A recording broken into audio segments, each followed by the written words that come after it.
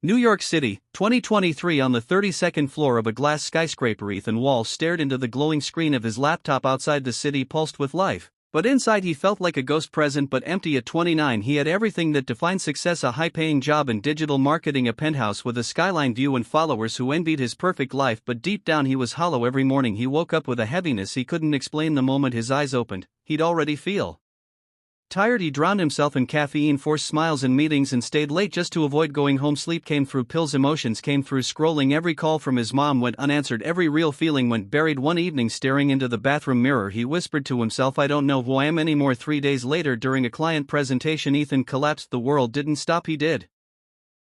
He woke up in a hospital room, with machines beeping and a nurse checking his pulse. Diagnosis: severe burnout, depression, sleep deprivation. The doctor's words echoed like thunder in a vacuum. "If you'd ignored it any longer, it could have cost you your life." Ethan laughed bitterly. "I thought burnout was just another word for being tired." But the silence of the hospital room was different.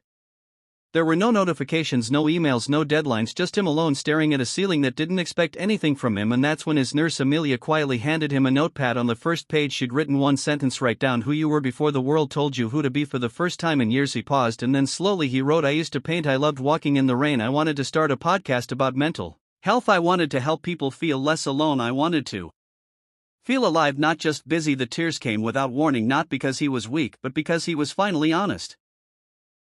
Something broke open inside him, not pain but possibility. After discharge, Ethan did what no one expected. He quit. He let go of the title, the salary, the apartment. He moved to a quieter place, a small town in the Lake District, UK. There, with nothing but a backpack and a second-hand microphone, he began again. He started a podcast called The Human Behind the Hustle. In it, he interviewed people who had also burned out, broken down, and rebuilt: artists, doctors, soldiers, stay-at-home moms. Each story echoed one message: you are not alone. The podcast took off. Within a year, it had millions of downloads across the UK and the US. Listeners found their own stories in his voice, because behind every resume and filtered selfie is someone fighting a silent battle. Today, Ethan walks by the lakes with a calm he never knew before. His life isn't flashy, but it's real. He smiles when it rains. He answers his mom's calls. And he reminds others of one truth: success isn't the job title. It's waking up and being proud of who you are.